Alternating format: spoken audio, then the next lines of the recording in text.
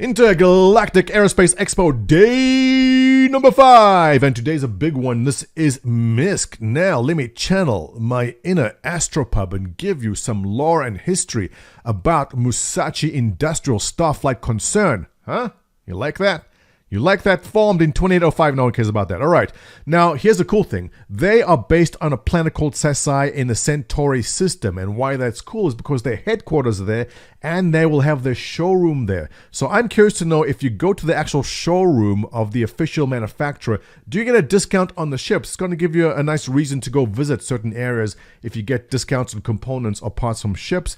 Now, the history is that MISC is the only human spacecraft corporation to land lease agreement with the Xi'an, which is why you have some Xi'an technology in the ships, and that is most prevalent in the, don't fail me now, brain, the Reliant.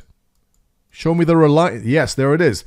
The engines on the Reliant, obviously very reminiscent of Xi'an engines like the Car-2L and the upcoming Santak Yoi, which we don't see anywhere. But let's scroll up to the top and get started from the very beginning here. That is the Gemini, obviously. This is quite a chunky ship with a lot of forward-facing firepower. We'll get to that. Let's start off with the Razor's Edge. I love these videos. Play. Behold, the Devil's Roundabout. What is this? These 15 kilometers of nasty comprise a rancorous racecourse known to push pilots to the limits of technical capability. Where is this located? Oh, Willoughby. We're out here at MISC's official IAE event, gearing up for a demo that's, shall we say, prohibited by Microtech's speed limits. Okay. Can their speedy Razor tame this beast of a course? Jimmy is about to find out. I'd do it, Jim. But it's an insurance thing. That's it? Oh, I was hoping we'd see some racing. All right. Short and sweet. That's fine.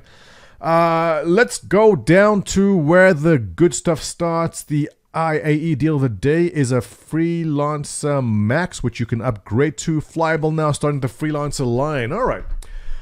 My go-to ship, which surprises me too, but whenever I jump in the game to go do something as travel somewhere or maybe some light cargo, I always jump into the Freelancer MISC. I don't think it's a pretty ship at all. I think it's hideous. I don't like the color.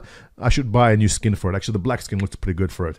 But it just ends up being my go-to ship. Now, I have a 600, I have an 890. All these things are hangar queens. They sit there, don't move. The MISC, for some reason, is the workhorse for me. And I tend to jump in it all the time just because it's got the bed for logout. I love the forward-facing firepower. It's got cargo. I could stick a bike in the back. It just tends to be, you know, it is the pickup truck.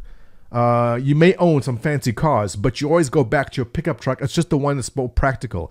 And yeah, in my case, it's the Freelancer MISC I always jump to. So I think these are great, you know, for 110 bucks. It's not really starter price, but it's close enough to starter price. And if you're starting off in an Aurora or a Mustang or something, and you can upgrade in-game to this, or if you want to upgrade in cash from an Aurora to something like the Freelancer, I would say go for it. I think this is great value.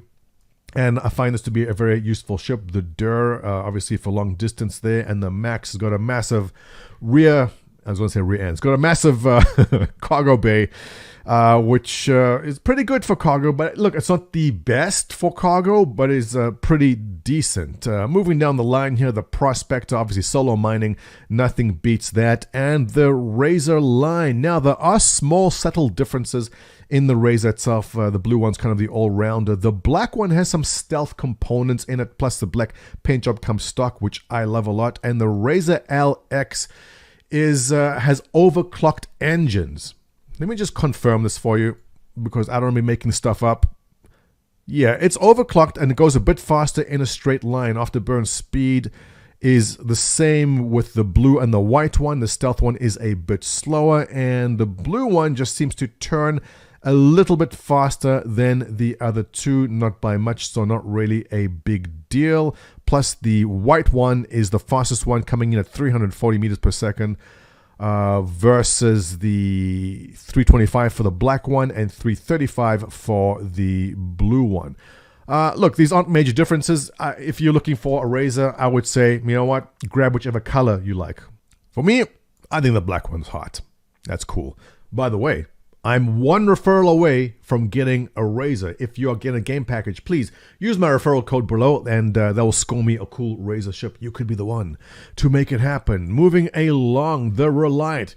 This is a series of ships I want to love. I really, really do. I love the design. I love the way the ship changes its shape between takeoff and landing. It speaks to me in every way, except I just don't find the ship functional for what I'm doing.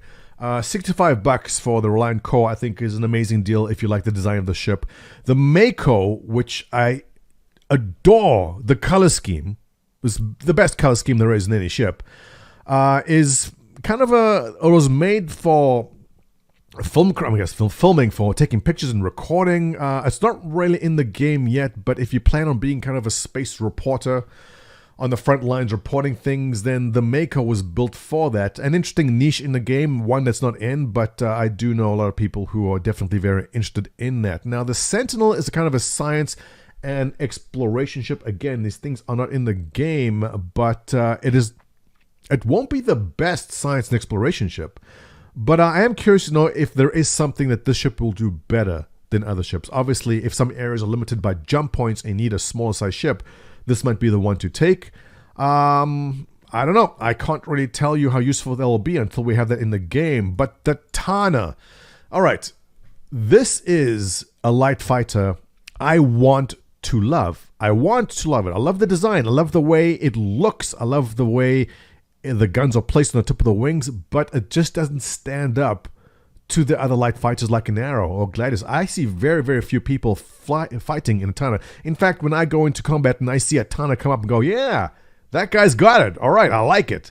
The problem is the side profile is pretty big. They're easy to hit. And as far as DPS, it's just slightly less DPS than Arrow. Not much that makes much of a difference. But it isn't really the best light fighter in the game. I'm hoping they can do something to beef it up maybe. Maybe make the shields a bit stronger, give it some kind of an edge. I'd really like to see more people fighting in Tanas. I do like the ship a lot. This brings us down to the MISC Starfarer for $300. You all know about that. Refinery, storing, collecting fuel. The Starfarer Gemini is the military version of that, which has an impressive ordnance of, 9 torpedoes in the front? These are the size 9 torpedoes.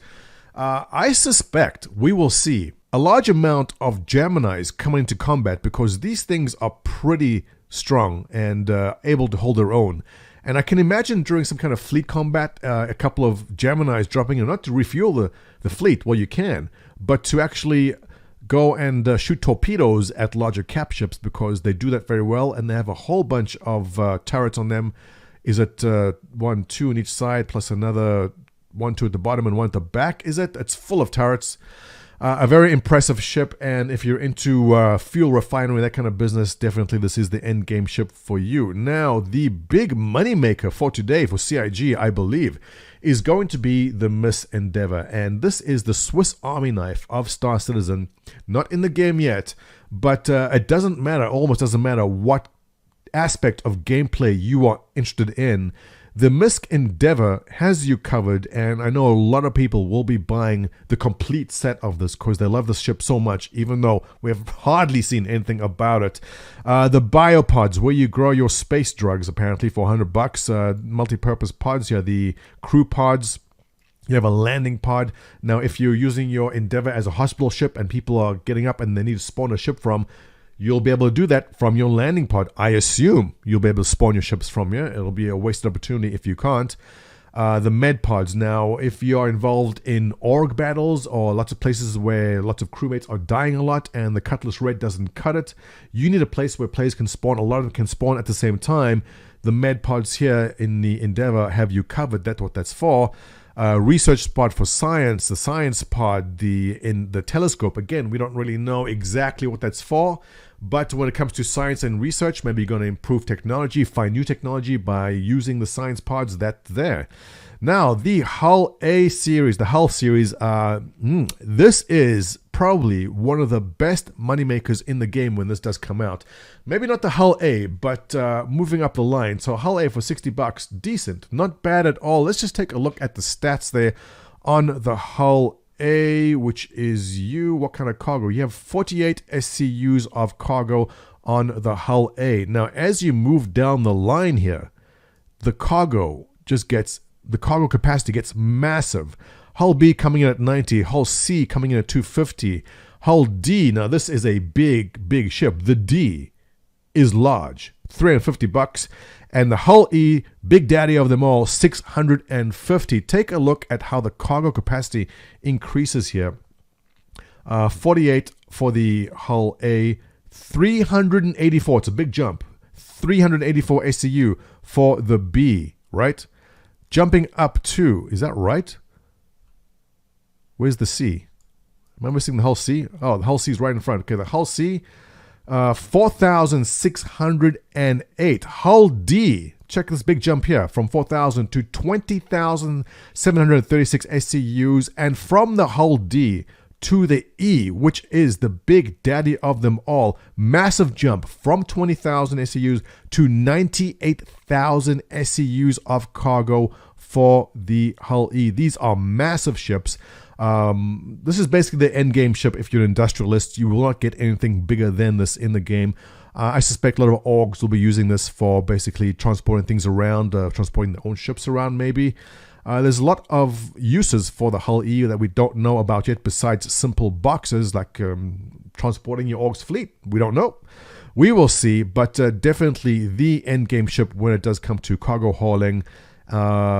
I think it might be a while before we actually see it in the game itself. So that concludes what's on sale for today. I suspect it's going to be a big day for sales. We'll check on the numbers tomorrow, see how that did.